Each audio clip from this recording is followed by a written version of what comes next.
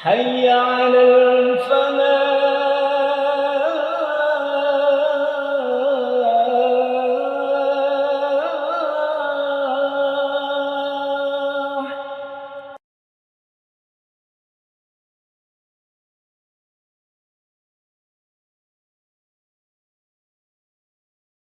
Assalamualaikum warahmatullahi wabarakatuh. Alhamdulillahi rabbil alamin. Wassalatu wassalamu ala asrafil anbiya wal mursalin wa ala alihi wa sahbihi ajma'in. Amma ba'd. Para jamaah Masjid Al-Falah rahimani wa rahimakumullah. Yang pertama kita ungkapkan syukur kepada Allah Subhanahu wa taala atas segala nikmat yang Allah titipkan kepada kita. Dan kita memohon kepada Allah agar selalu diberikan kekuatan iman, sehingga dengan iman itu kita mampu menempatkan nikmat Allah pada tempatnya, sehingga kita termasuk orang-orang yang selalu bersyukur kepada Allah sampai kita berpulang menghadapnya dalam keadaan husnul khotimah. Salam dan salawat kepada Nabi kita Muhammad sallallahu alaihi wasallam, keluarganya, para sahabat, dan orang-orang yang mengikuti jejak beliau hingga yaumul qiyamah. Para jamaah yang kami hormati, tema yang kita bahas kali ini adalah jangan seperti Bani Israel. Di dalam surat Al-Baqarah, setelah Allah Subhanahu wa taala menyebutkan ciri orang beriman, orang kafir, orang munafik, kemudian Allah menjelaskan tentang yang berhak disembah itu adalah Allah. Kemudian Allah menjelaskan kekuasaannya. Selanjutnya Allah menjelaskan tentang penciptaan Nabi Adam.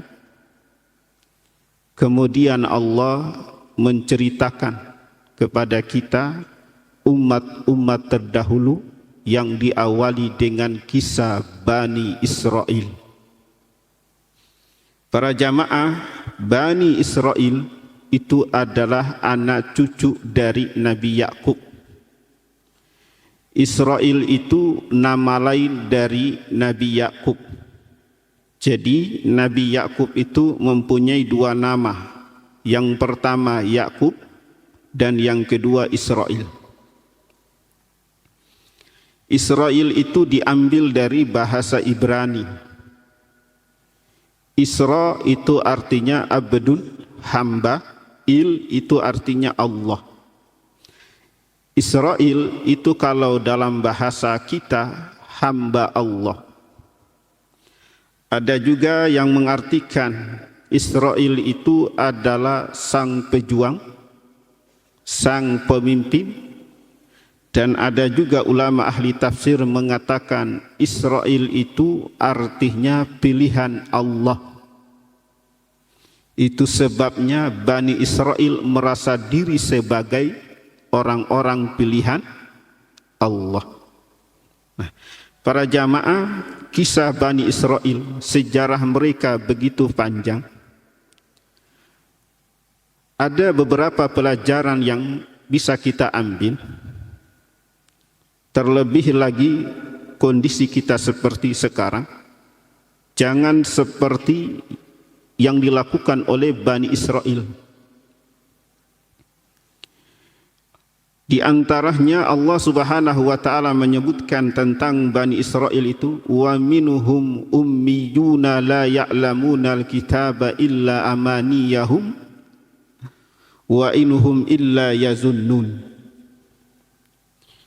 Wa minhum ummiyunah, dan di antara mereka yang dimaksud adalah kaum Yahudi. Di antara mereka itu ada orang-orang yang ummiyunah.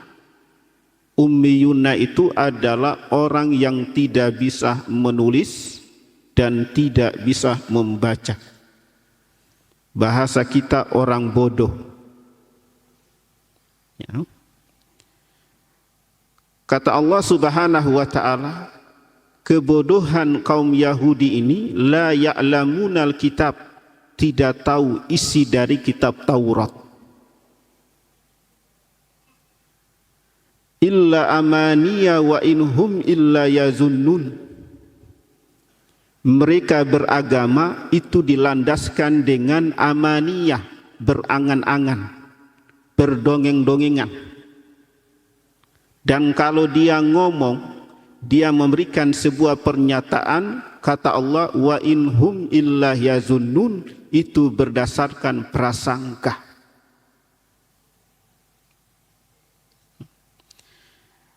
Ayat yang saya baca ini, para jamaah, Allah Subhanahu wa ta'ala kabarkan kepada kita bahwa di kalangan Bani Israel itu ada orang-orang yang mereka itu dikasih kitab Taurat, tetapi mereka menyikapi Taurat ini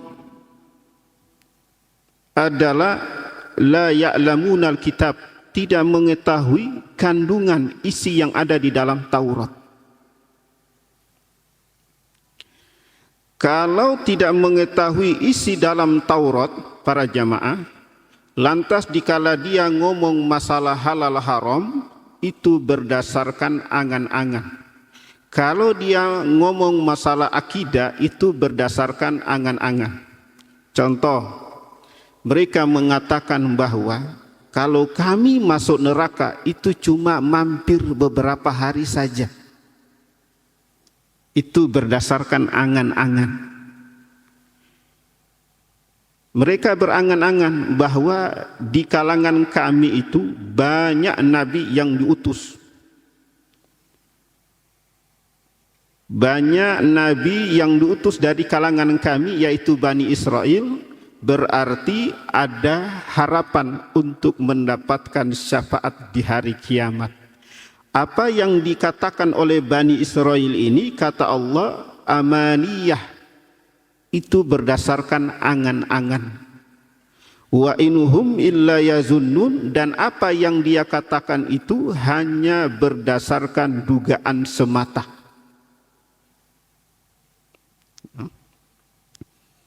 Pelajaran yang dapat kita ambil, para jamaah, bahwa kita dikasih Al-Quran. Jangan kita seperti Bani Israel yang tidak tahu isi dari Al-Quran itu.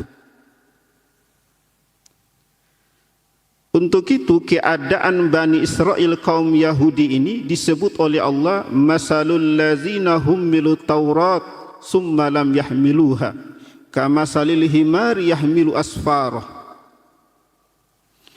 Perumpamaan orang-orang yang hummilu taurat, yang membawa Taurat.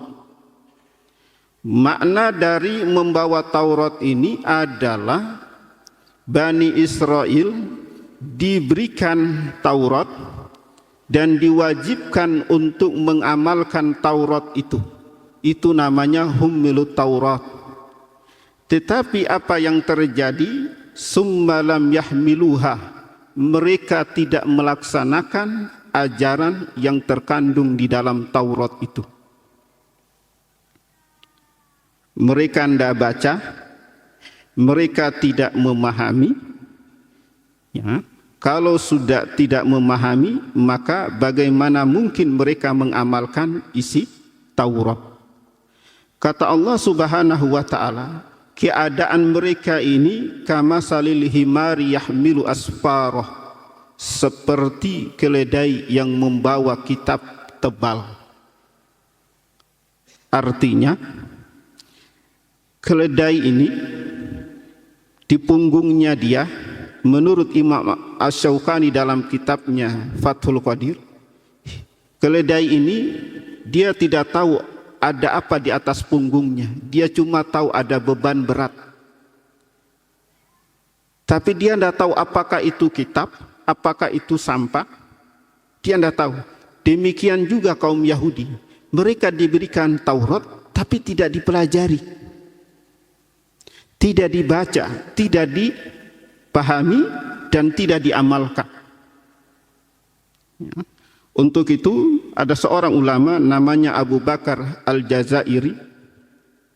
Dalam tafsirnya Aisarut Tafasir, beliau menjelaskan bahwa surat Al-Jum'ah ayat 5 yang saya bacakan tadi, ini adalah sindiran, cercaan, celaan bagi orang yang menghafal Al-Quran, lantas dia tidak mengamalkan apa yang dia hafalkan itu. Di dalam hadis Nabi SAW, beliau menyebutkan sebuah perumpamaan bagi orang yang menghadiri Jumatan, lalu pada saat itu khutbah sedang berlangsung, tapi dia ngobrol. Kata Nabi, man takallama yaumal jum'ati wal imamu yakhtubu fahuwa kamasalil himari yahmilu asfarah. Barang siapa yang berbicara pada hari Jumat dan saat itu imam sedang menyampaikan khutbah, fahuwa kamasalil himari, maka dia seperti keledai yang sedang membawa beban kitab-kitab yang tebal. Hadis ini tercantum dalam kitab Musnad Ahmad bin Hanbal. Para jamaah yang kami hormati, jadi apa yang dialami oleh Bani Israel jangan sampai terjadi pada kita. Mereka diberikan Taurat tapi tidak dipelajari, tidak dipahami. Kita diberikan Al-Quran, jangan sampai kita tidak tahu apa isi dari Al-Quran. Kemudian yang kedua para jamaah, jangan seperti Bani Israel. Kata Allah Subhanahu wa taala, "Wa iz akhadna mitsaqakum la tasfikuna dima'akum wa la tukhrijuna anfusakum min diyarikum summa aqrartum wa antum tashhadun." Dan ingat ketika kami mengambil janji kamu, yaitu Bani Israel. Isi perjanjian itu, la tasfikuna dima'akum, jangan kalian itu melakukan pertumpahan darah, wala tukhrijuna anfusakum min diyarikum, dan jangan kamu mengusir diri kalian dari kampung halaman. Para jamaah, di sini Allah Subhanahu wa taala menyebutkan anfusakum, diri kamu. Maknanya apa? Bani Israel ini memiliki sebuah fenomena, yaitu perang saudara. Siapa yang kalah maka dia terusir dari kampung. Ayat yang saya baca ini itu ditujukan kepada kaum Yahudi di masanya Nabi. Tetapi isi dari ayat ini memberitahukan kepada kaum Yahudi mengenai moyangnya mereka dahulu, bahwa pernah berjanji tidak akan melakukan pertumpahan darah dan tidak akan mengusir orangnya sendiri alias saudaranya sendiri dari kampung halaman. Ya. Jadi para jamaah, Bani Israel itu mereka satu keturunan dari Nabi Yakub alaihissalam. Warna kulitnya sama, mereka satu bahasa, tetapi apa yang terjadi? Kebiasaan mereka itu suka berperang antara saudara. Ya. Perang antara saudara ya di kalangan Bani Israel orang-orang Yahudi ini, para jamaah, ternyata itu berlangsung sampai masanya Nabi Muhammad sallallahu alaihi wasallam dikala beliau tiba di Madinah. Yang mana di Madinah itu ada bani-bani seperti Bani Quraiza, ya, Bani Nazir. Mereka ini dari kalangan kaum Yahudi, ternyata itu masih memiliki kebiasaan perang saudara. Ayat ini dia turun sebagai teguran bagi kaum Yahudi agar kebiasaan moyangnya dahulu itu jangan dilakukan. Para jamaah, pelajaran yang kita ambil jangan seperti Bani Israel. Kita sesama muslim bersyahadat, salat menghadap kiblat. Dikala tiba Ramadan kita berpuasa sama-sama. Jangan sampai kita saling baku hantam. Ya. Di sana sebelah kanan berteriak Allahu Akbar melawan sebelah kiri juga bertakbir Allahu Akbar. Di dalam hadis Nabi SAW menyebutkan dua orang muslim yang mengangkat pedang. Kemudian mereka berdua, mereka saling bertarung. Ya. Yang kemudian dua-duanya mati. Kata Nabi SAW, sama-sama dimasukkan ke dalam neraka. Ada orang yang bertanya, ya Rasul, kalau orang yang satu itu kan mempertahankan diri, kata Nabi, iya, tapi dia memiliki niatan untuk membunuh. Ya, beda para jamaah, kalau kita mempertahankan harta, ada perampok, kemudian kita pertahankan harta, tidak ada niatan untuk membunuh, kita mempertahankan diri. Tetapi kemudian perampok ini dia terbunuh, atau kita terbunuh, maka itu mati syahid. Mempertahankan harta dari perampok itu juga termasuk perintah dalam agama. Nah, jadi para jamaah yang kami hormati, surat Al-Baqarah ayat 48 ini mengingatkan kaum Yahudi terkait dengan moyang mereka bahwa dari generasi ke generasi ternyata memiliki kebiasaan perang saudara. Allah Subhanahu wa taala menyebutkan Bani Israel, tetapi ini juga memberikan pelajaran bagi kita kaum muslimin, jangan sampai mengikuti jejak mereka. Kemudian jangan seperti Bani Israel.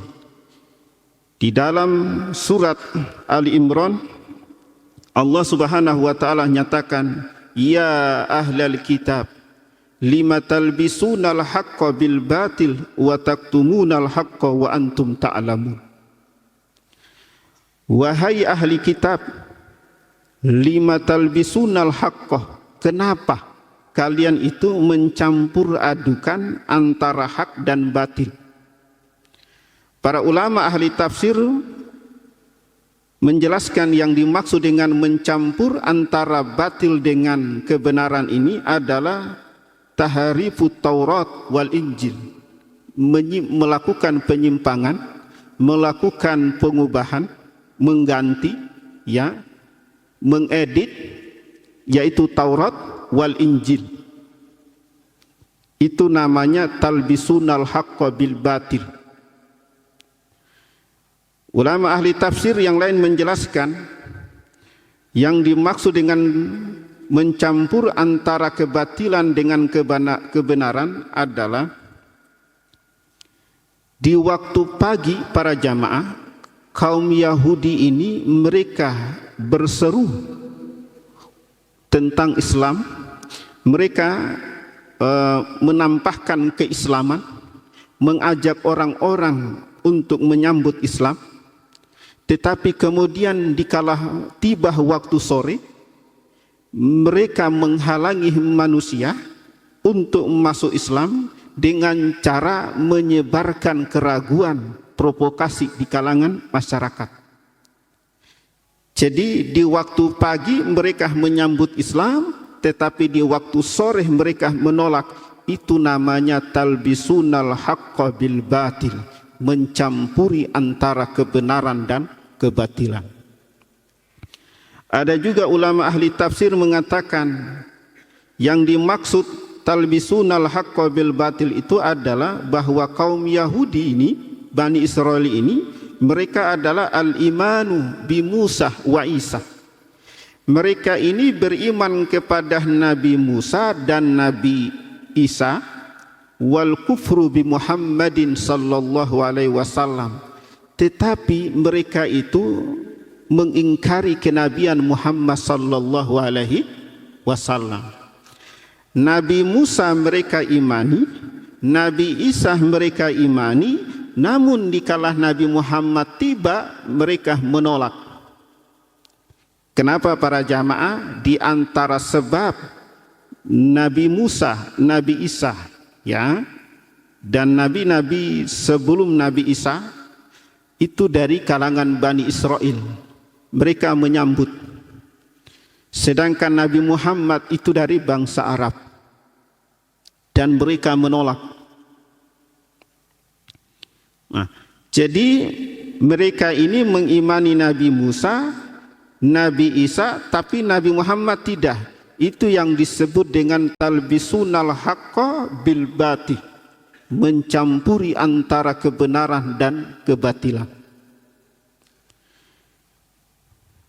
Tidak sekedar talbisunal haqqa bil batil, ternyata kaum Yahudi ini juga melakukan wa taktumunal haqqa, menyembunyikan kebenaran.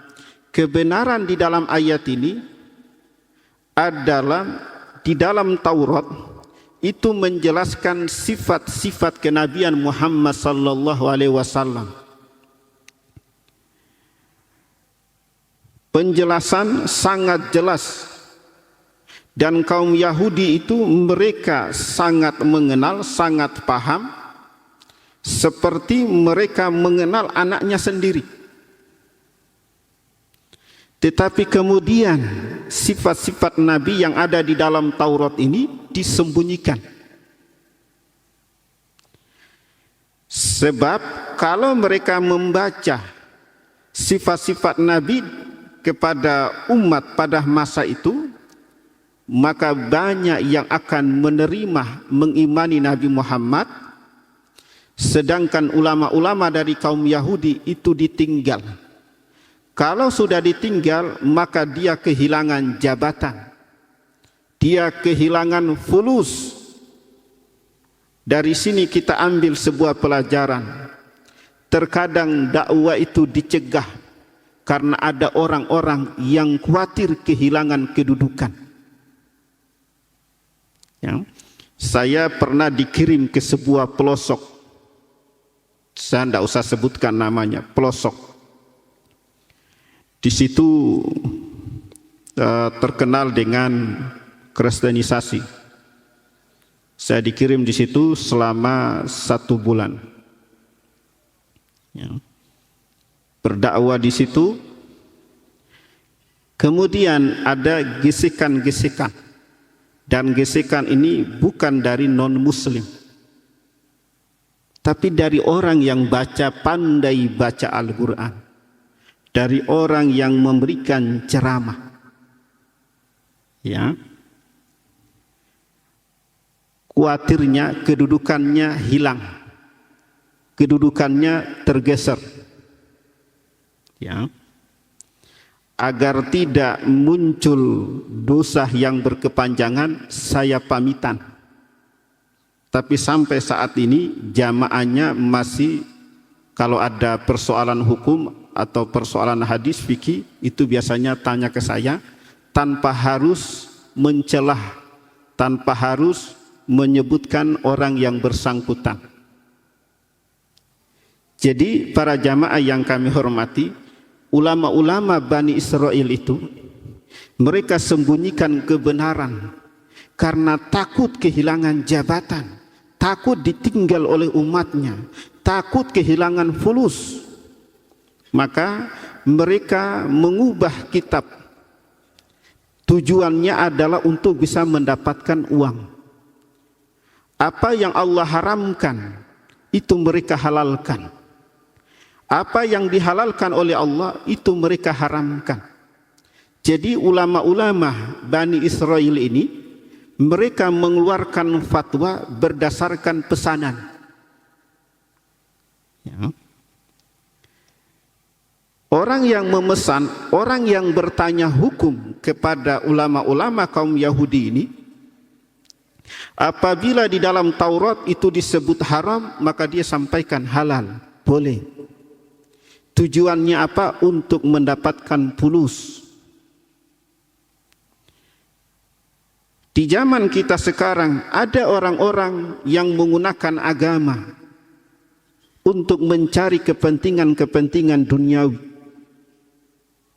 Ya. Contoh para jamaah, ada orang punya usaha travel umroh. Ya. Waktu mempromosikan travelnya, disampaikan kepada orang-orang yang hadir. Bapak-bapak, ibu-ibu, bagi yang baru bertobat, tobatnya di usia 50 tahun. Terus sholat 5 waktunya sudah mulai dijaga. Berarti sebelum usia 50 tahun dan seterusnya ke belakang itu tidak pernah sholat. Betul? Dijawab betul. Nah, berarti ada kewajiban untuk mengqadha, kewajiban untuk mengganti sholat yang ditinggalkan sekian tahun itu.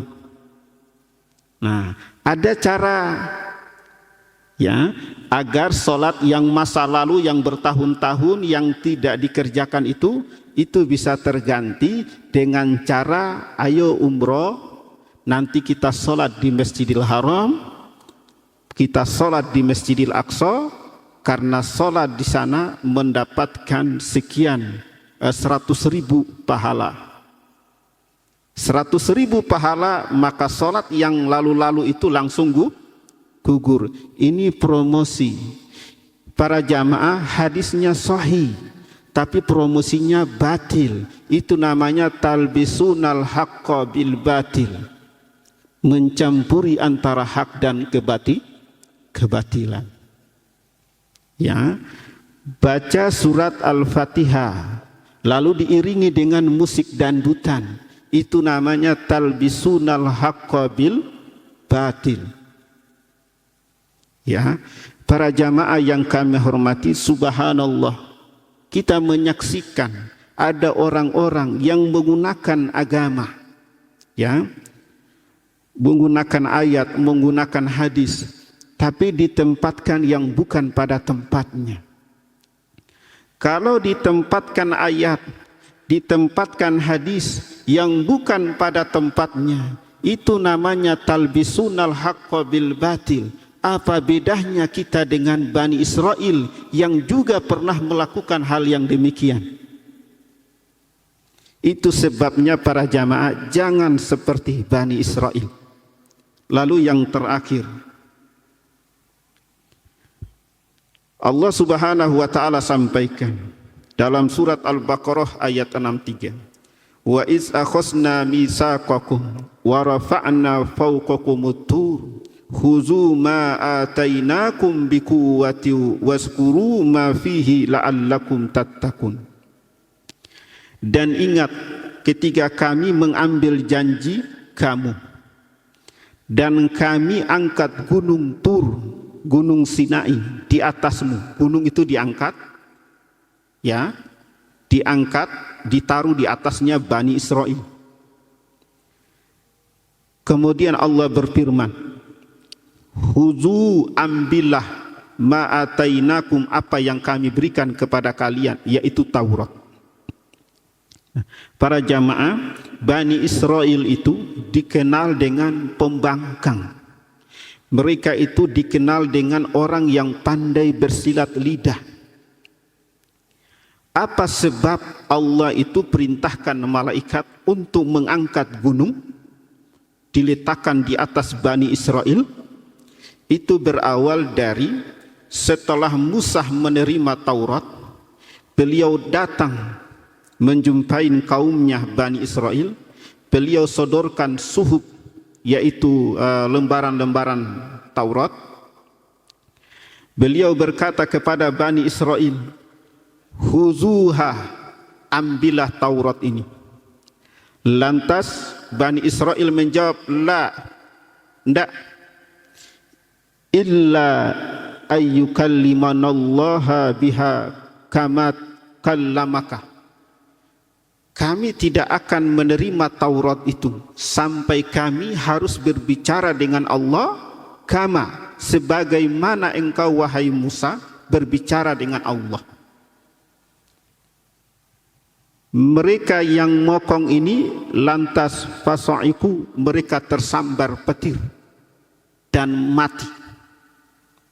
Lalu dihidupkan kembali. Lalu ditawarkan, "Khuzuha, ambillah Taurat ini."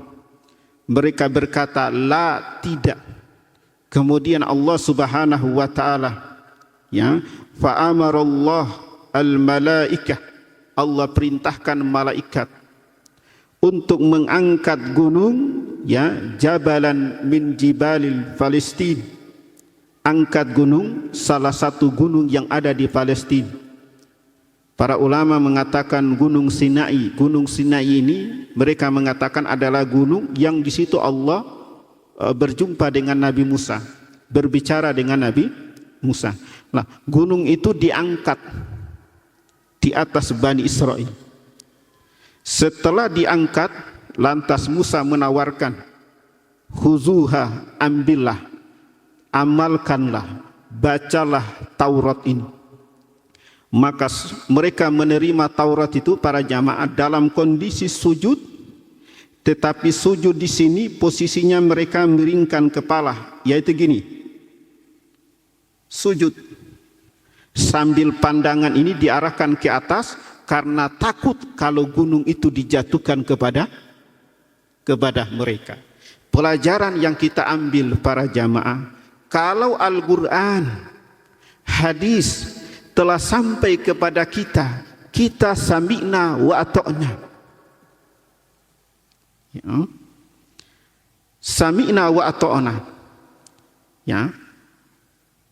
Apa yang datang dari Al-Quran, apa yang datang dari hadis, maka kita mengimani secara totalitas tanpa harus ada satupun ayat yang ditolak. Harus kita terima semuanya. Hanya saja Allah Subhanahu wa taala dengan kasih sayang, kasih sayangnya memerintahkan kita untuk mengerjakan apa yang Allah perintahkan sesuai dengan batas kemampuan. Fattaqullaha mastata'tum, bertakwalah sesuai kemampuan kalian. Kalau sholat tidak bisa berdiri, boleh duduk. Kalau tidak bisa duduk, boleh berbaring. Puasa sakit, boleh berbuka.